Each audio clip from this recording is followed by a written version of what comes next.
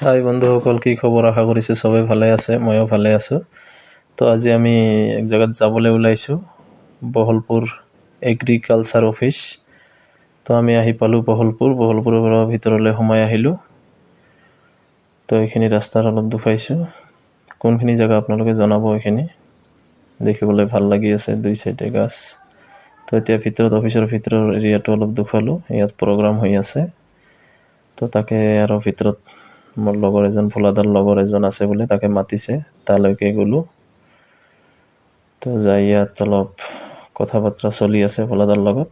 তো কথা বতৰা কৈ ওলাই আহিলে ভোলাদা এতিয়া। তো এতিয়া যাম চাহ একাপ খাবলৈ। ক'লে ইয়াত ৰেষ্টুৰেণ্ট এটা, ভাল ৰেষ্টুৰেণ্ট আছে, ৰঙামাটি। তো তাকে ওলাই আহিলোঁ চাহকাপ খাবলৈ বুলি। তো আহি গাড়ীখন পাৰ্ক কৰি থলোঁ, থৈ এতিয়া ৰেষ্টুৰেণ্টৰ ভিতৰলৈ সোমাই যাম। তো ৰেষ্টুৰেণ্টখনৰ নাম হৈছে বন্ধুসকল ফ্ৰান্স, ৰঙামাটিত আছে। বহুত ভাল ৰেষ্টুৰেণ্টখন। তো ইমান দিন মই আহিছোঁ, দেখাই নাছিলোঁ। তো এতিয়া ভিতৰলৈ সোমাই যাম এতিয়া চাহ খাবলৈ। তো